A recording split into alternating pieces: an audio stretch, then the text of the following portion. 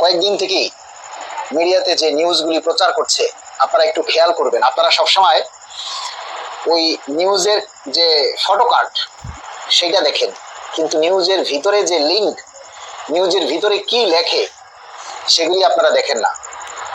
আজকে আমার একটা বিবৃতি সময় টিভিতে প্রচার করেছে, আমি একটু আগে আমার আইডিতে পোস্ট করেছি, ডেলি ক্যাম্পাসে প্রচার করেছে, আরো কয়েকটা চ্যানেলে প্রচার করেছে। সেখানে বলা হয়েছে যে শতভাগ বেসিক বাস্তবায়নের দাবি সরকারি কর্মচারীদের। প্রথম ধাপে শতভাগ বেসিক বাস্তবায়নের দাবি সরকারি কর্মচারীদের, অথচ আপনারা সেই দাবিটা প্রচার করছেন না।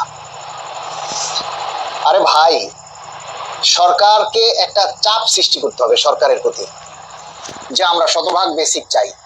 মনে করেন আমরা 22 লক্ষ কর্মচারী পে স্কেলে সুবিধা ভোগ করব। এই 22 লক্ষ কর্মচারীদের মধ্যে বেশিরভাগ কর্মচারী যদি একটা জনমত গড়ে তুলতে পারি যে না আমরা শতভাগ বেসিক বাস্তবায়ন চাই, তাহলে অবশ্যই সরকার একটা চাপে পড়বে এবং আমাদের এই দাবিটা বাস্তবায়নের জন্য সরকার চিন্তা করবে। আমরা একটা বিবৃতি দিয়েছি সময় টিভিতে, তারপরে ডেলি ক্যাম্পাসে। সেখানে আমরা বলেছি কি জানেন, সেখানে আমরা যে তথ্যগুলি তুলে ধরেছি সেইগুলি আপনাদেরকে আমি পড়ে শোনাচ্ছি। আপনারা তো নিউজের ভিতরটা পড়েন না, শুধু ফটোকার্ডটা দেখেন। সময় টিভিতে আমাদের যে নিউজটা প্রচার করেছে সেইটা আপনাদের সামনে আমি তুলে ধরছি, হুবহু নিউজটা আমরা পড়ছি। সবাই দয়া করে লাইভটা একটু শেয়ার করে দিন। পে স্কেল প্রথম ধাপে শতভাগ বেসিক বাস্তবায়নের দাবি সরকারি কর্মচারীদের।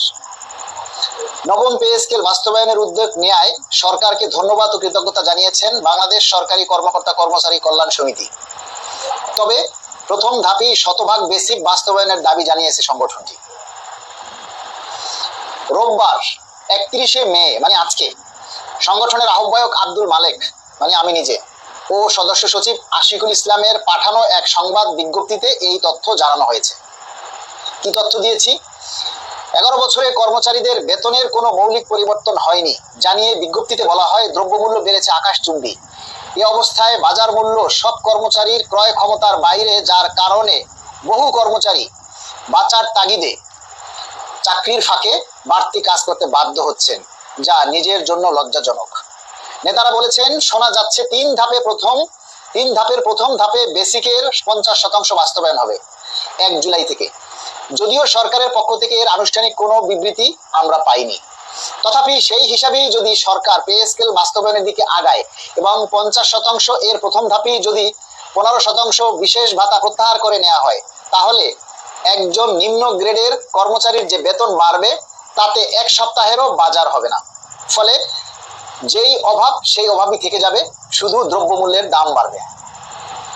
এক্ষেত্রে সব গ্রেডের প্রশাসনিক ভারসাম্য বজায় রাখতে, জীবন মান ঠিক রাখতে প্রথম ধাপের শতভাগ বেসিক বাস্তবায়ন চান জানিয়ে তারা বলেন, এতে 15% সমন্বয় করা যেতে পারে।